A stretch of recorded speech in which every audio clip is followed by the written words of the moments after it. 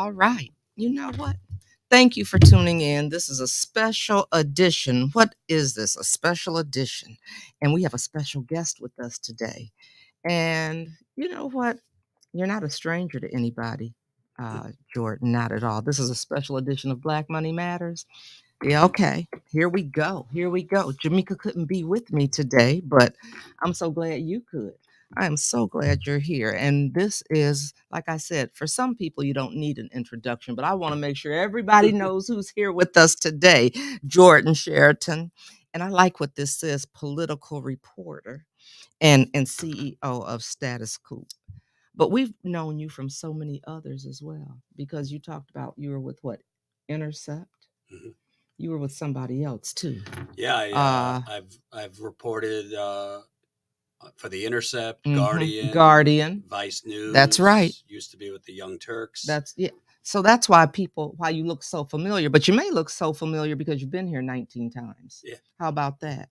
And you came back because we were looking at 9 years since the water switch. And I also like to say investigative reporter, because that's one of the things we've been lacking here in the city of Flint. Because I was talking with somebody yesterday, Jordan, I said, well, what happened to the investigative part of reporting, and why aren't we seeing that here? But when you come through. You come through. You don't hold back. You don't pull any punches. And we were talking, and I thought what we talked about and the information you were sharing with me was so important. And I wanted the people that are tuned into 810 News Media today to listen and hear what we were talking about. So let's just jump on in. Sure. Mickey, you'll let us know if we have any questions or comments at all. Okay. So let's go. Because you had some good information yesterday, and it was really an update around some of the things going on. I don't know if I say with the criminal charges, with the lack of criminal charges. Which way should we phrase it? Criminal cover up. Oh. Okay, we'll stick with the C word, a criminal cover up. Yeah. So tell us about it. Where are we as I share this? I want to share. Well, it seems, as far as I could tell, it seems that the current Attorney General, Dana Nessel, her team of prosecutors are, I don't know if running out the clock is a good way of putting it. But, that's a good way of putting it. There's just some basic, realities here that they don't seem to have some answers for. So starting with, for those in Flint, they probably know this, but all the charges were dismissed last year. Yes. The misdemeanor charge against Governor Snyder, which that's a whole nother story. That's a whole nother story. You're right. Charges against 8 other defendants. And then the Michigan Supreme, that was dismissed by the Michigan Supreme Court, who ruled in a 7-0 ruling. So it was both, liberal judges, conservative judges. Basically, that the Attorney General and her team brought the indictments in violation of the state constitution. You would think that the Attorney General is a lawyer and her team are lawyers. Maybe they would check if what they were doing, you would think, that was legal and constitutional. Right. So now that those charges were thrown out and Nessel's office appealed that decision and lost, I don't really see, and I've spoken with lawyers who don't either, I don't really see a pathway to getting these charges back on the books, because unfortunately the statute of limitations has run out for most of them. Felony charges, right, in Michigan, that's up. Yeah, felony charges is only 6 years you have to charge, and involuntary manslaughter you have 10 years, which I don't understand why there is a statute on that, but anyway. So that one, technically it seems they would have, it gets a little in the weeds because it depends on the date of when you're saying the crime is. So for some of the crimes, you could say they didn't start on April 25th, 2014. Maybe they started in 2015, depending on. But for involuntary manslaughter, the statute is 10 years. We know that they charged Nick Lyon, the former head of the health department. Right. Eden Wells, the former, the chief medical officer. They charged them with involuntary manslaughter, and those were thrown out. I can't see how in less than a year they're going to get those, because they have to do not only your listeners should know, not only did they the Supreme Court ruled they violated the Constitution, but the Attorney General's team did not use something called a taint team. And I don't want Tell us what that is. So a taint team in a criminal investigation like this, a taint team is a group of independent lawyers who are not involved with the investigation, who basically comb through all of the discovery, all of the evidence that the prosecutors are trying to use to make sure that none of the documents and none of the evidence are attorney-client privilege, because you can't use documents or communications that are governed by attorney-client privilege. Okay. So they did not use a taint team. The first prosecution that Nessel fired did use a taint team. So not only do you have the ruling of violating the Michigan Constitution, so those charges were thrown out, but they would have to now go back and use a taint team to go through all the evidence. I've been told that could take, besides a lot of money, at least 2 years. I was going to say a lot of time. So at this point, and then the statute of limitations is run out. Right. So at this point, unless there's God comes down or the federal government steps in, it looks like the clock is going to run out, specifically on Snyder, his top advisor, Richard Baird, who was charged with some heavy duty things. Let's not forget the financial crimes, which the original team of investigators that was fired by this attorney general, they had charged emergency managers, the former public works director, Howard Croft, with false pretenses related to the KWA bond deal.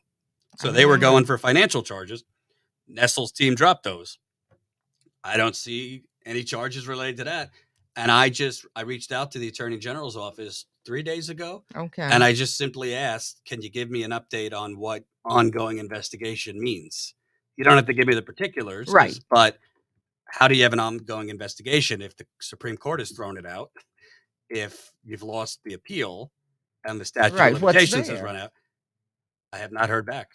So okay, I have a question for you, because you're doing investigative research for reporting. Have you talked to any other media around here about helping to get this story out and asking, pushing the envelope? It's really not pushing the envelope, it's doing what you should do. Have you talked to anybody else to see, have they been able to get this information, or is anybody else even trying to, Jordan? How many hours do you have? Oh.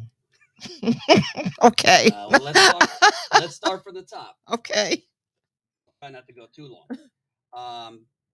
Honestly, the big reason, besides that I'm passionate about this city and I feel grave injustice has been done, and that's why I stay on it. A big reason I've stayed on it is because the Michigan media abandoned it. And I felt if the state media is not going to do any investigation and just keep up this charade that this is fixed and this is over, I have to continue. I would have much preferred to, still dug into it, but at least I would know the Flint Journal and the Detroit Free Press were staying on it. A couple years ago, I had reached out to the Flint Journal basically for every story or every when I was getting information on all the reporting I was doing, to see if they wanted to work with me. I never heard back, or I would get excuses from Ron Fonger, who is the main reporter at the Flint Journal, who's worked on Flint. Then in 2020, I think it was, I had obtained information about Governor Snyder and his phone calls. I had obtained the phone logs between Governor Snyder, his chief of staff, and Nick Lyon, the head of the health department. So I got the documents showing that these three were on the phone 22 times in 2 days in October 2014, the same month that the Legionella outbreak. The health department, the environmental department are trading phone calls and emails, and they're trying to stop it from getting out. I had all these calls showing that the governor and his health director and chief of staff were on the phone like drunken teenagers. And I also had documents showing that the prosecution concluded that these phone calls showed Snyder knew about Legionnaires a year and a half earlier. Right. Oh, exactly. And I remember when that came out. I remember. I literally drove to Michigan during the beginning of COVID. I met with the number 2 editor at the Detroit Free Press. So basically the editor-in-chief's sidekick. I handed him what I had. He said to me, wow, this is really explosive stuff. He said, I'm inclined to say that we'll want to do this with you. I even said, why don't you throw one of your reporters' names in front of mine? Because I figured, these outlets they'll go for it. They'll want credit. They want credit. So I said, I'll take the second fiddle. And he then says, let me go back to the editor-in-chief, who was Jim Schaefer. I think it still is. 3 days later, they told me, this is great, but at this time, we don't have the resources to invest in doing this story. So I said, wait a minute. Wow. You're the biggest newspaper in Michigan. You told me that your investigative department has 6 reporters. I've already done the story. Sure, you got to edit it, but there's not a lot you have to do.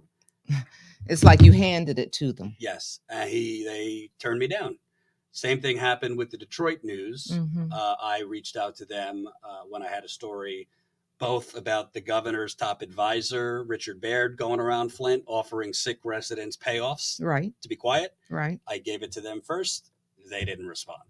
Then I got my reporting. I obtained information that top officials in Governor Snyder's office, including his press secretary, Sarah Werfel, had erased their phones right before the launch of the criminal investigation. I mean, you can't make this stuff up. You can't make it up.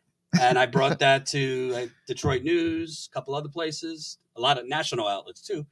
And the Detroit News guy got back to me with some weird, like, well, isn't this stuff kind of known already? I said, no, that's why I'm bringing it to you. None of it's out there. Right. And they didn't want to do it. And it's been one twisting themselves into pretzels, BS, excuses not to do it. And at first I just thought they're lazy. Mm-hmm. But as time gone on, you found out. I think there's something more fishy and smelly going on. Yeah. I don't know if it's because there was some memo from the top at these media organizations. Mm-hmm. We want to move on from Flint. They want to move on from Flint. There are a lot of people that want to move on from Flint. And, it's funny. I'm looking here. I see where, and I'm not sure, Trevor, if you're talking with me or if you're asking Jordan, but listen to this. So Trevor said, how disappointed are you at the lack of criminal charges and convictions? I'll tell you what I'm disappointed about. I'm disappointed that I'm even beyond disappointed. It was just expected.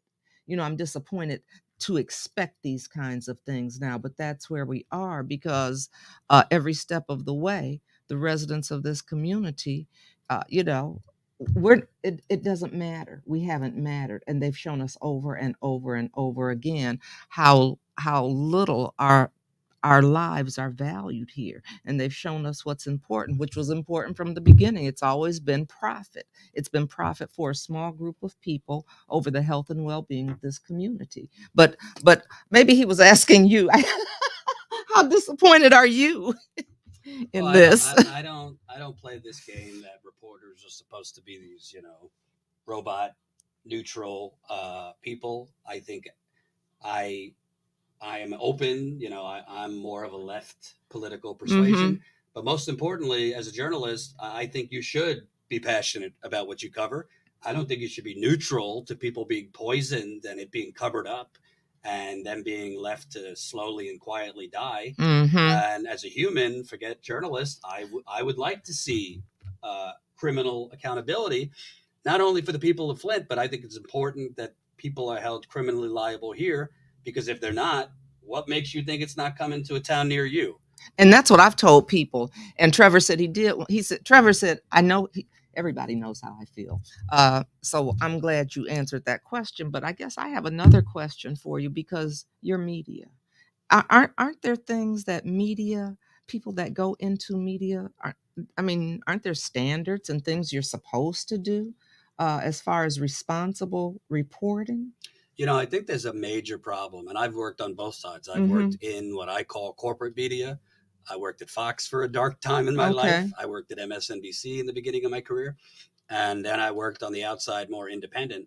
And I think we talk a lot about corporate capture of our government, politicians being purchased by special interests. What do people think was going to happen when in the 1990s you had, in 1996, Bill Clinton signed the signed the Telecom Communications Act, which basically deregulated the entire media industry. Then you had 6 multi-billion-dollar corporate conglomerates take control of all the radio stations, all the newspapers, all the. So when you have corporations controlling newspapers, radio Special stations, interest. local TV, um, the kind of the old school muckracker Right. reporting, and letting a reporter who's got something and is digging on something saying, we're going to fund you to go here for 2-3 weeks to Right. pound the pavement, knock on doors. That's not a thing anymore. The only reason I've been able to do it is thanks to Status Coup is our channel, because we have people signing up at $5 a month, $10 a month to support us. Like this one trip in Flint, we're going to Kalamazoo. Costs us, between me, a cameraman, hotels, flights, rent a car. You're talking $3-4 grand for a week or two. But if you work at NBC, ABC, CBS on the national level or the local level, there's a lot of branding that, like, we're taking, we're holding the power accountable. But they rely on access to the powerful to get interviews with politicians, to get interviews with CEOs, for politicians and corporations to feed them exclusives or breaking news. Same thing with CNN, MSNBC, Fox. Most of the breaking news they report is just political spin they've been handed by the Biden administration, the Trump administration, same thing on the state level. So unfortunately, I think there are a lot of reporters I know that work in corporate media that don't. But they actually have a good heart and want to dig on something like Flint or this or that, but they take it to their bosses and they get shot down. That's what I was going to say. They don't get to report the news the way it should be reported. They don't get to give the real story. And I just think that is such a disservice to the community. I mean, it really is on all levels, whether we're talking about local, state, or the national level, because a lot of people turn to the news to get information. And if we're not getting accurate information, we're being misinformed or we're uninformed. So that's why we're glad that you are here, really, because this is important. And I mean, because this is the first time I even heard, well, there's still 1 year left as far as bringing manslaughter charges. Do I think it will happen? No, I don't. But I didn't know that. And so I'm sure others in the community didn't know that as well. And it makes you wonder, I mean, have we done all we can do? Is there anything else that can be done? But you said God or the federal government. Well, think about this. Yes. Think about this. This is so important. And I literally just found this out yesterday. Okay. This is how important it is to come and speak with residents. I had an interview with a married couple yesterday. The husband, they're both disabled. The husband had Legionnaires in 2021. So the narrative has been the Legionnaires outbreak that the state says killed 12 people. I think that's a low. We know that's a low number. The narrative is that was just in 2014, 2015, and some in 2016, and that was it. Well, he had it in 2021. So we were talking, and he told me that, Legionnaires can come from air conditioning, cooling, or the water, the city water. He told me we were not using the air conditioner in our home. And this was July 2021. He came down with Legionnaires because they're disabled and they couldn't afford it.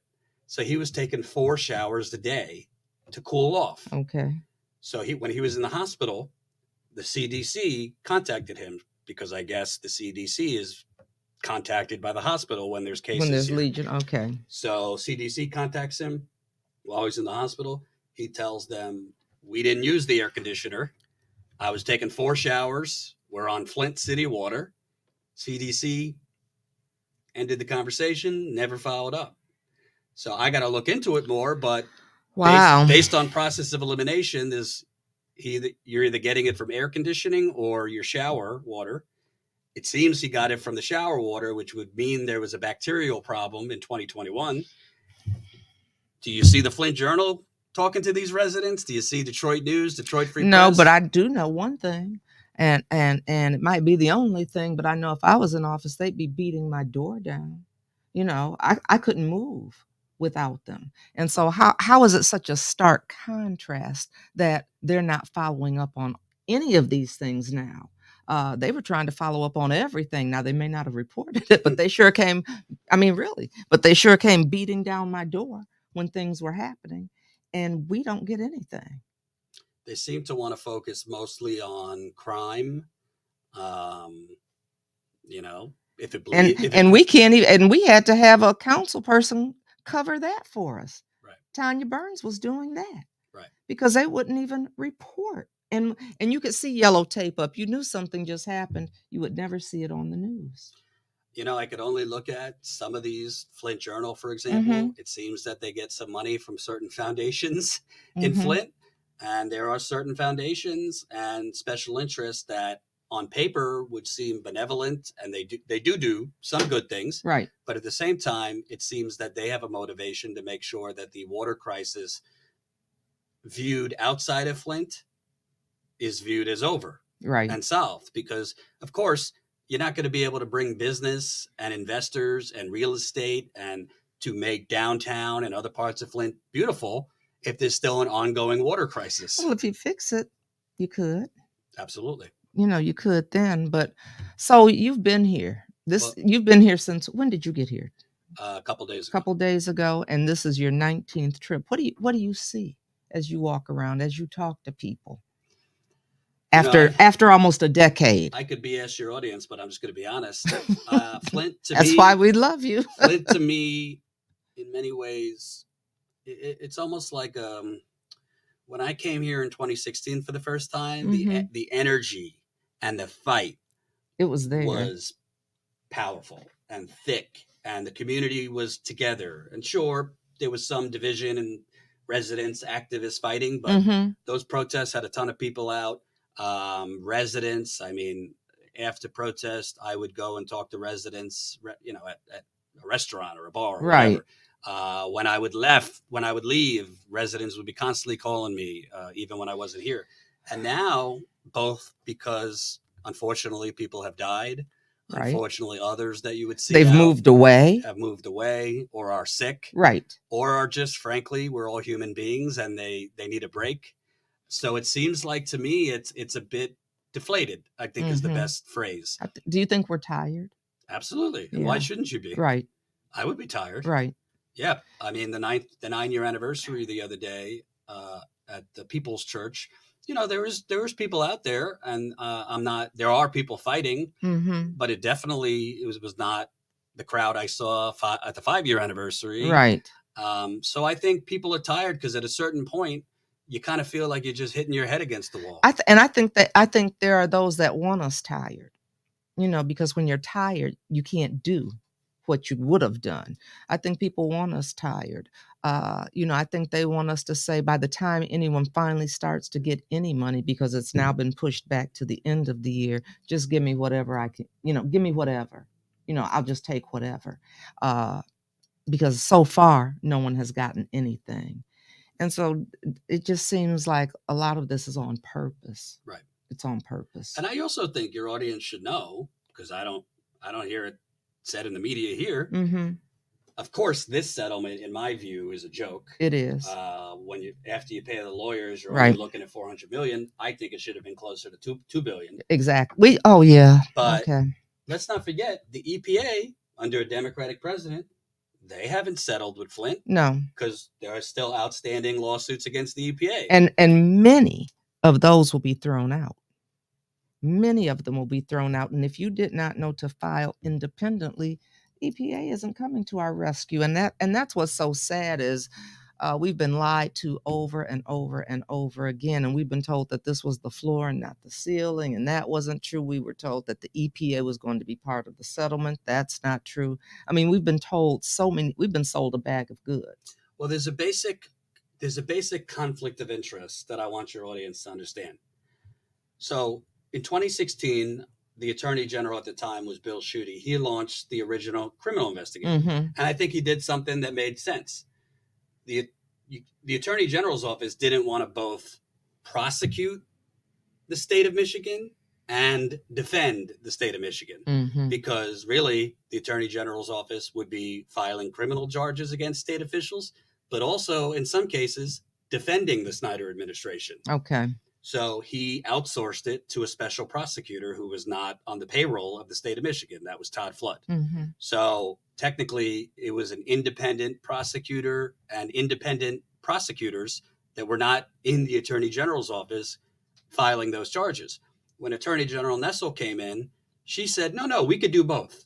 We don't need to outsource it to a special prosecutor. We'll just have, she called it a conflict wall. Okay. Where we'll have our prosecutors prosecute the cases and go after the Snyder administration or city officials, but we'll also have on the other side of the wall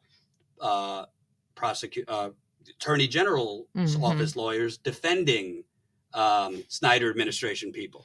I mean, that doesn't make sense. I don't care about your wall. From what I've heard, it's very thin.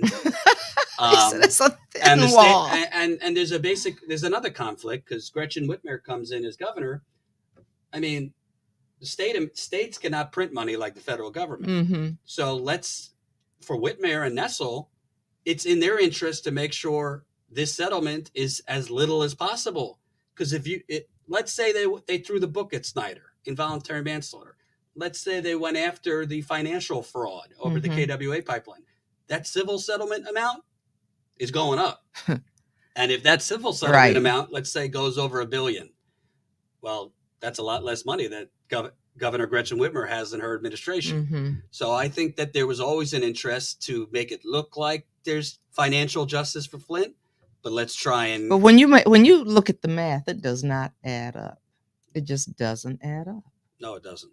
And let me tell you something. If this ever happened, I don't think it would, but if this ever happened, Ann Arbor, a wealthier white town,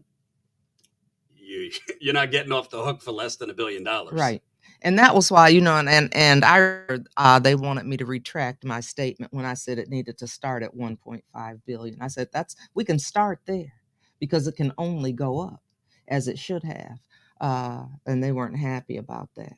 And also, I think it's not that we value life based on a dollar amount. Exactly. But in this case, you are saying that a predominantly black city, of course, there's poor white people, but demographically, Flint is majority minority. Right. You are saying that per life is valued less than in a wealthier place. That's just what you're saying, because basically, on average, when you pay the lawyers, maybe most residents will get enough to buy a used car. Maybe. If they're lucky. If they're lucky. Right. It might be a used car that doesn't move. It's just parked. It's junk. I'll tell you what. I've been a reporter for 15 years. I've worked on a lot of stories other than Flint. I have never seen a cover-up this deep with so many layers. Mm-hmm. In any other case, you would have at least the low-level office lackey. Somebody. Go to jail. Somebody. Or you'd have maybe a mid-level bureaucrat. They throw that person under the bus. Maybe you'd have a higher-level person who wasn't the mastermind, but knew something and could have stopped it. Mm-hmm. Never the top person, but somebody. Somebody. When you have nobody and this level of incompetence that we've seen from Nessel, and I think maybe it's intentional, but it's definitely incompetent. There's no precedent for it in American history. I've never seen a situation, there's never really been a Flint, but in other situations of corporations contaminating, I mean, with DuPont, right? In the Ohio River Valley, there was a settlement, but there was also some criminal liability for some people. Here, nothing. And let me tell you, we can't even finish getting the pipes changed. And I'll also tell you, and I would ask the Attorney General Nessel, because apparently the reporters here forgot how to ask questions. They used a secretive one-man grand jury, and as a result, they decided to charge the governor with a misdemeanor, willful neglect of duty. Well, willful neglect of duty means he wasn't intentionally covering anything up. He was just asleep at the switch. It's basically what it means. Okay. I don't know if I was the CEO of a corporation, or I was the mayor of a city, and 100,000 people got poisoned. Right. I'm pretty sure it wouldn't be a misdemeanor. Right.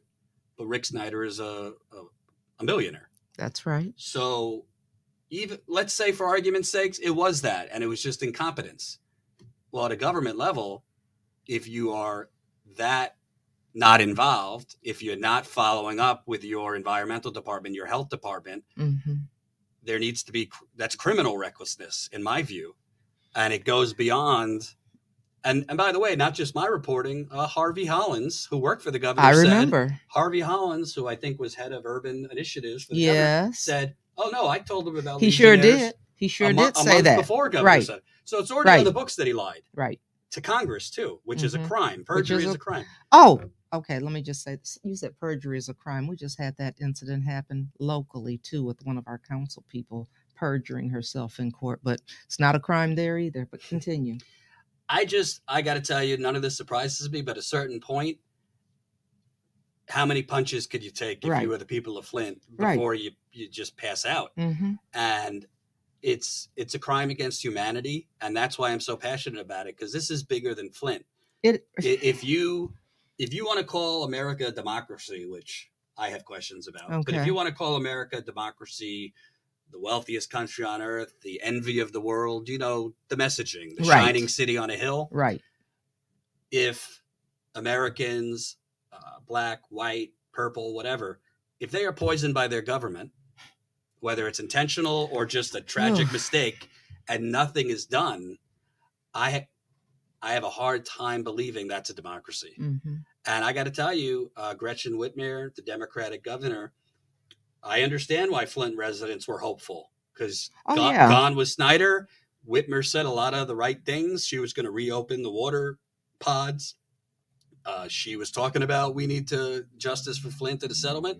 She shouldn't escape accountability either, because as far as I can tell, she has not followed through on most of the promises she made.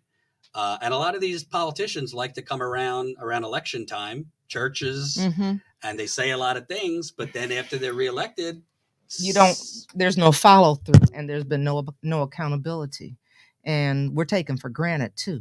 Our vote is taken for granted. And, you know, and I was having this conversation, and people will say, well, you got to vote for the lesser of two evils. Why do we always have two evils? That just doesn't make sense to me.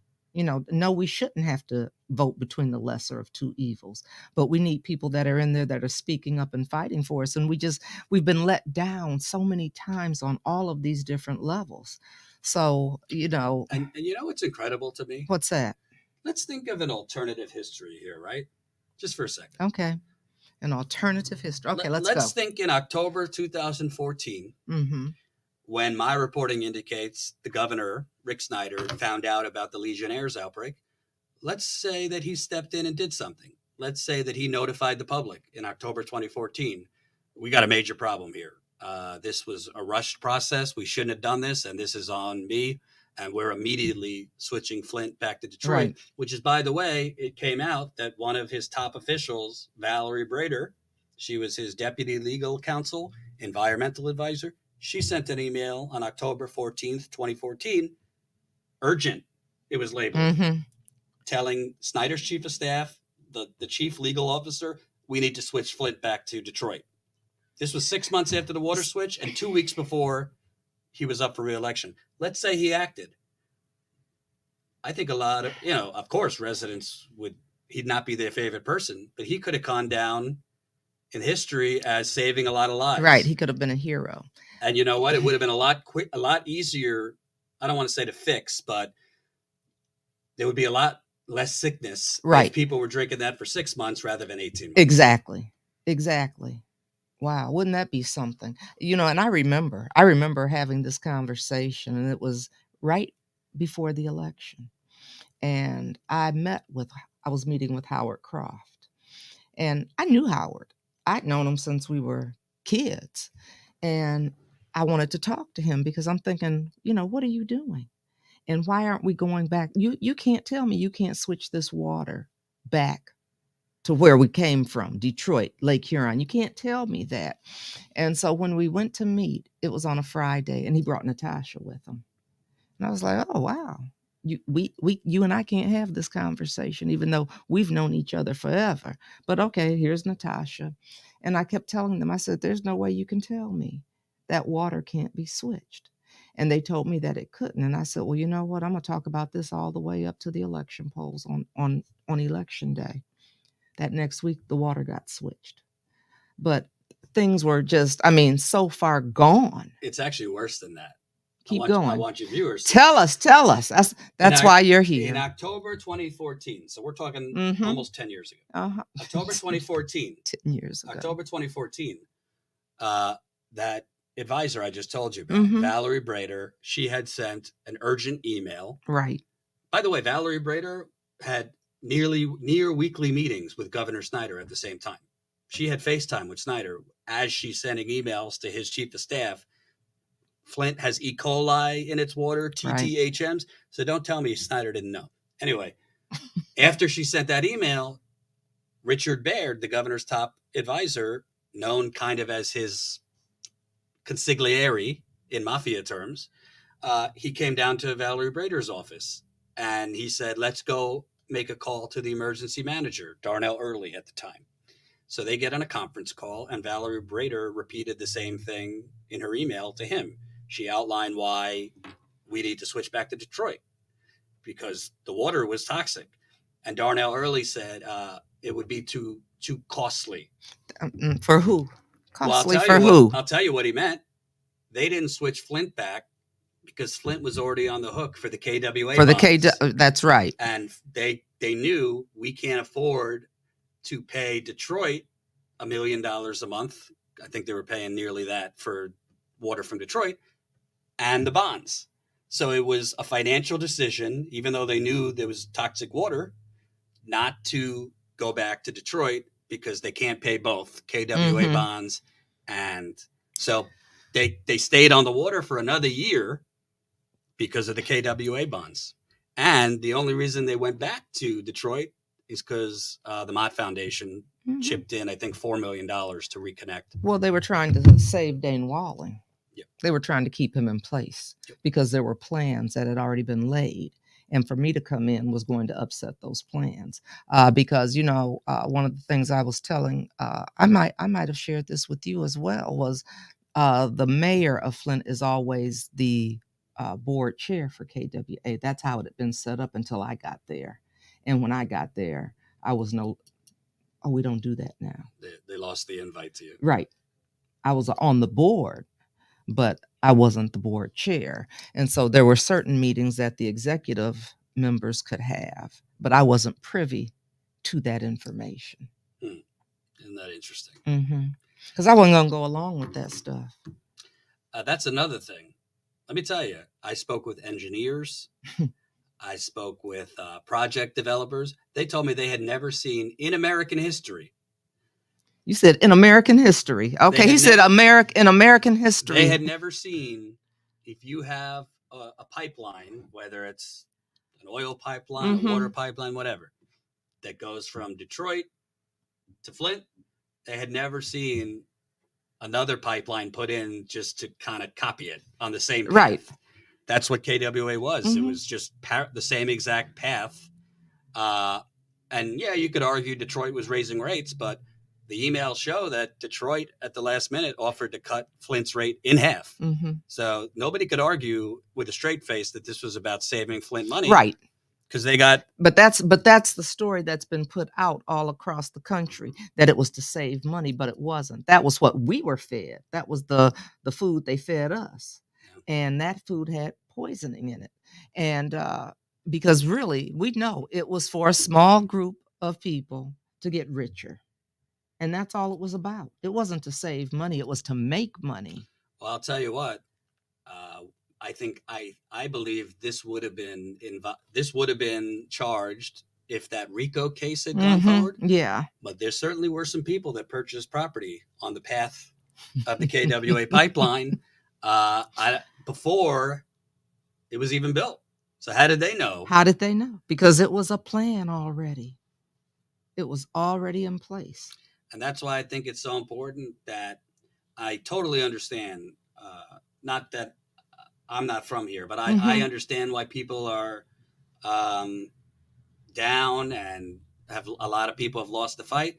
But if enough people have just that last fight in them, I'd get on a friggin' bus and I'd go straight to the Attorney General's office and I would protest and I would ask for answers if I was a Flint resident. Right. Why did you fire? What was the real reason you fired the prosecutors who were actually competent? Because they were building and investigating. They were building. Number two, how are you going to make this right? Because at this point, it looks like there can't be criminal liability. And if they don't have answers, I would lobby the federal government. This is an unprecedented situation. There is legal standards. If you are a defendant in something and you have bad counsel, your counsel didn't, not like was just a bad lawyer, but like did legal standards did not give you an adequate defense, you could have a retrial. Okay. Well, what if you have a whole attorney general's office that bungles the ball? I think I don't know the law. Can you have one? Can you have the federal government step in here, either make exceptions for certain statute of limitations or I don't want to say redo an investigation, because how many times could you redo an investigation? But at the very least, give it some more runway to charge some people. If that means going back to the first set of investigators, so be it. If that means bringing in some new people. But I got news for you. Not just Todd Flood, but think about this. They fired the chief investigator. His name is Andy Arena. He was involved with bringing down the Gambino crime family in New York. He was involved with the after 9/11 terrorism arrests. This is not some nobody. Right, exactly. And they fired him. And based on my reporting, they didn't even do a proper debrief with him. They didn't even want to sit down and do a thorough, like, could you tell us what you've done? Who are you targeting? Show us the roadmap. They didn't even want to do that. So to me, I would think in a situation where a whole city's been poisoned, people are still sick, people are dying, I would hope there's some provision in federal law that the federal government, the FBI, the DOJ can step in here and say, this can't go unaccountable, and we're going to bring a federal case. And by the way, Governor Snyder also perjured himself in front of Congress. Perjury, federally, 5-year statute of limitations. But the federal government makes plenty of exceptions for plenty of things. And I just don't think that that would have happened if Elijah Cummings had lived, because he was on him. And that's what was so interesting to me. He was on him because, I told you about when we were at the, what is it? Inauguration. Thank you. Inauguration. I was going to say installation. Inauguration for Governor Whitmer. Governor Snyder was there. And one of the things he came and talked to me about and asked me was, would I talk to Elijah Cummings to get him off of his back? He was very nervous about Elijah Cummings because, and one of the things that he had said to me, not Snyder, but Cummings, was, we're going to have him back. I said, I want to be there. He said, you will be on the front row. So he was going after him. So his passing was so untimely. And Snyder, I know he was wiping his brow. He was like, whoo, got out of that. By the way, what you just described legally is called obstruction of justice. Because he was obstructing a congressional... Oops. No, not you. I know. Him. Right, I know. He was obstructing an ongoing congressional inquiry by asking you to basically get him off my back. And last time I checked, people aren't asking the, at the time, current mayor to ask the House Oversight Chairman if you don't have anything to hide or worry about. Right.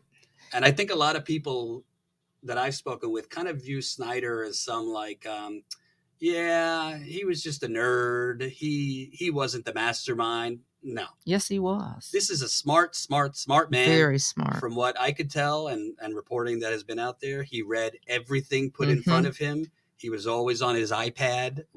All his briefings were sent to him digitally. There wasn't anything that got past this man. My reporting indicates he was warned a year before the water switch. He was. There was a list of people that were warned. A list. And so he did know. And it just, I don't know, it's kind of, when you think about this, it boggles your mind because it's unbelievable. And when I tell people this is unbelievable. When I tell people in my life, family, friends who I send videos to, they say, wait a minute, this is still going on. I I thought thought this Flint was was fixed. right. But then they say, I'm talking even like conservatives, Mm-hmm. people that might like that political persuasion. Right. How's nobody gone to prison? Right. That's like I one mean, of the that's one of the main questions is how has no one, I mean, not one person.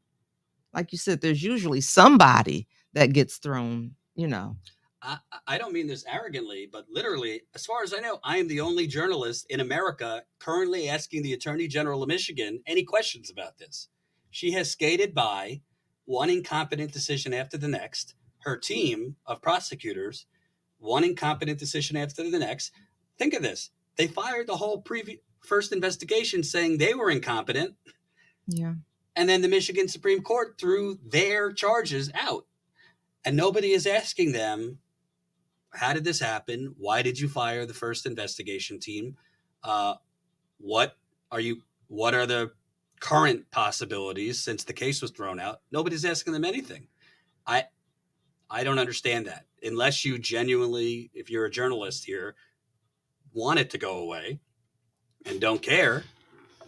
But if you do care, which I would hope reporters at the Right. Free Press, Detroit News, the hometown paper, the Flint Right. Journal, the local ABC, CBS, NBC stations, I'm not from here, and I've been able to break all these stories. You are from here. You could maybe find out more than I've found out. So when there's a will, there's a way. But unfortunately, on the media side, there has not been. And I also have to say, um, Flint's Congressman Dan Kildee, Debbie Stabenow says she's going to retire. The senator, Gary Peters is a senator. They We've should got be an ma- opening to get somebody in that spot. they should be making Let me noise. just say. I know Yeah. Nestle's a Democrat, but this is beyond Democrat versus Republican. The water doesn't care Right. The what you water are. the water doesn't care. It doesn't care what you are, who you are, your age, your race. It doesn't care about that because it went everywhere. It went everywhere. And also, let's not forget, Mayor Weaver, when the decision was made for Flint to use the Flint River while KWA was Mm-hmm. constructed, the Genesee County, the decision was made. They're going to stay on Detroit's water. Well, Everybody stayed on Detroit's water but us. And why? we go from selling water to buying it. I remember being at the KWA board meeting and I said, who thought that made sense for the city of Flint? And they told me I was too concerned about Flint. I said, Yeah, where else would I be concerned about?" I said, "Because you all haven't been." They hadn't been. So, I don't know. It opens up old wounds, when we talk about this, but when you put it in perspective for me the other day, you said this is almost a decade. Almost, I mean, 10 years we've been dealing with Listen, this. We're into the 10th year there's now. people in Love Canal still looking Mhm. for justice 50 years, Right. So, there you Look go. at Native Americans who Right. have been poisoned by Mhm. mines that have been put next to their reservations, pipelines. And by the way, there's an asphalt company on the north side of Flint, and that was on the news yesterday because that's an ongoing issue. It's like, okay, the water's been poisoned. We know we have contaminated land because we couldn't use it for certain things. Building had to stop because of that, and now you want to poison the air. And you wonder what's wrong with us. You wonder, why are we tired? Why are we mad? Why are we angry? Why are we depressed? It's for those reasons. Well, I'll tell the people not to depress you, but in this situation, Mhm. I don't think you're going to vote your way out of this. Mhm. If that were the case, it would have happened years ago. I think this is going to take, and I understand for people that I just interviewed somebody who used to be very active at protests and has kind of taken a break for a few years. Um, it's just going to take finding within you that last ounce of fight because you're the only ones that could stand up for yourself. Sure, you're going to have Right. people from outside, Right. but they are counting. When I say they, I mean the politicians. Let's not forget there were banks involved here. That's right. Let's not forget. They are counting on people just giving up and business going on as usual. And I will stay on this whether there's never justice or not, just because I think more not more important, but just as important as criminal charges is you can't allow in any society or any country, but you just can't allow innocent people to be attacked, Right. because that's what happened, That's what happened. and it to just be forgotten. Because when that's normalized, then it's going to continue happening. And look at East Palestine right now. A railroad company, the trains explode. You got the EPA saying, "Oh, testing is showing all this stuff magically disappeared." It magically disappears and it meets standards. It was the same thing when I went to Jackson. I said they just hop from place to place where these things happen and tell us the same things. And that's why I was saying it's so important for us to all to come together and connect these dots, because when we stay separated like this, I mean, we'll tell them this. Okay, now we're going to send the same person to the next place, and you tell them the same thing. And it happens over and over and over again. And that's why we've always said Flint is so important, because this is going to set a precedent on what happens in other places, whether we're talking about what they do with the water, how they treat the water, who's in charge of the water. Whether we're talking about those kinds of things, whether we're talking about how infrastructure is done and pipes are put in, because we had some issues with the way they wanted to do pipes, and because they were missing. No, this is a lead or galvanized pipe. That was just a repair, that piece of copper you saw. But they wanted to cut corners and move quickly. And we were saying no about that. I mean, it sets a precedent on so many levels as far as the value of your life when we talk about settlements. I mean, I could go on and on and on. And it does. It's maddening. It's also exhausting. It's. I mean, I don't live It here. is exhausting. I don't live here, and I'm exhausted. It's exhausting. But you don't live here and you're exhausted. But you come here a lot, and you formed relationships with people. And when you form relationships with people, it makes it even more real. And the feeling is deeper when you have a relationship and you know the people and you know what they're going through. So, and that's why we appreciate you coming. I will say, you were talking about Todd Flood. He does have the fire case right now. So that's something to, because you are an investigative reporter, one of few. You can take a look. But that's who has that. Yeah. And I think that was because we recognized, or let me not say we, the people that, the family, they've recognized. I mean, he was doing a good job with what was before him with the water crisis, and that whole team, like you said, they weren't new to the game. And I'll tell you, that's another thing. You talk to residents, the original team with Todd Flood. I mean, they basically moved here for a while. They were on. They had relationships. They knew what was going on. But the current attorney general and her prosecutors, people don't hear anything from them. So it shows you. I mean, I don't have a relationship with Flood, but there's definitely been a difference between the first investigation and the second.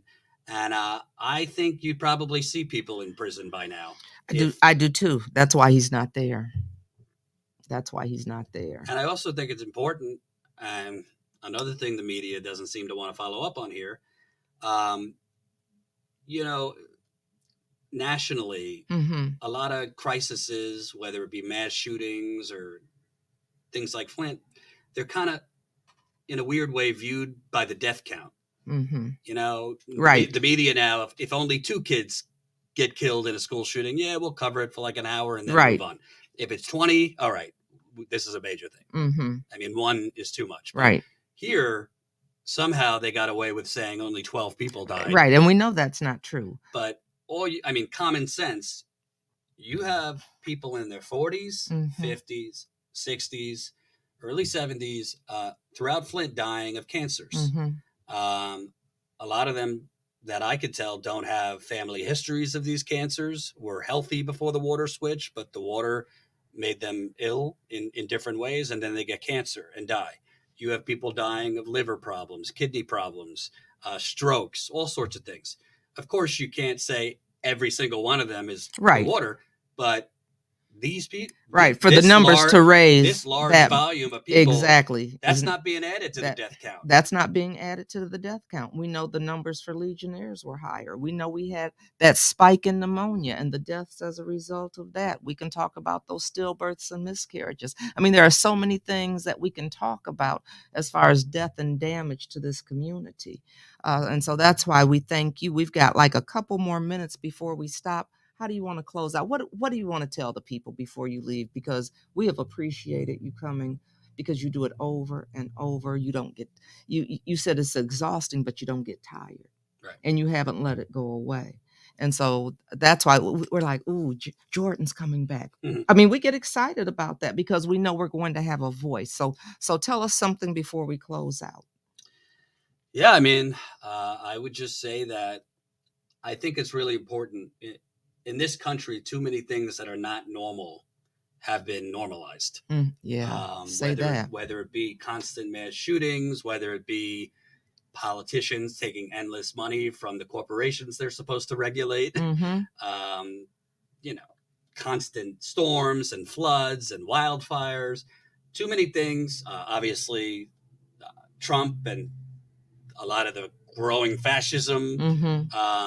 Too many things have been made.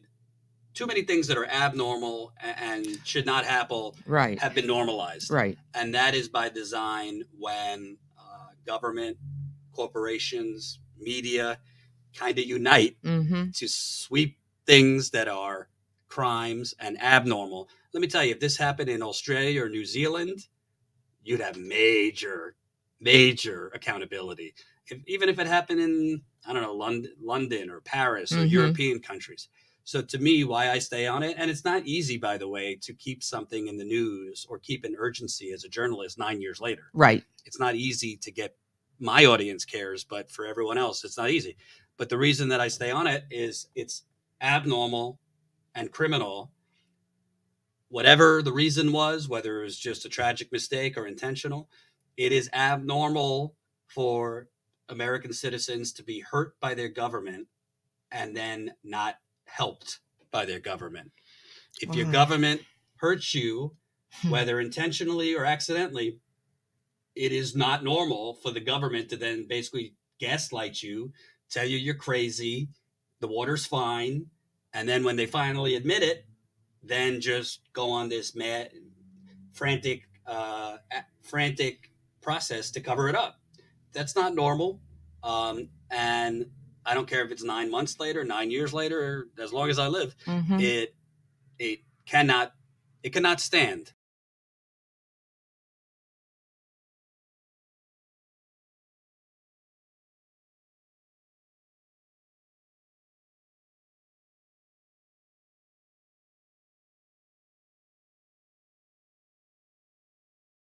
To inform people that don't live in Flint that this is still a disaster. And I got to tell you, the people outside of Flint that watch our channel and know about this, they are outraged. They are outraged, shocked, but outraged that this, what has been done to you. So I hope the people of Flint know that you're not alone, because there are Thank people. you, because we need to know that. There are people that watch Status Coup. There are people that have read my reports that are outraged, that they ask me what can they do, who could they call. So when what's going on reaches people from outside, they do care. So that's my final thing. I mean, listen, I understand. That's a good one. I understand if people are tired, but I'll keep on going as long as I can. Thank you, and we appreciate you for it. And whenever you come back, we want you. We want you back. We want you back. So thank you so much. I know you're going to cover another environmental injustice that's going on in this state. So Kalamazoo, look out! Here he comes. And Attorney General Nessel, if you're watching, tell your team to answer me. I've reached out twice this week. I'll reach out again. But the people deserve some answers from their elected representatives that are supposed to bring them justice. Thank you. Thank you. And thank you all for tuning in. I appreciate it. This was a special edition. And thank you for coming in on your way out. You always make time for us, and that's what we love. You always tell us the truth, and that's what we need so we can be informed and make educated, informed decisions about ourselves and our families and our communities. So thank you. See you next time. Bye.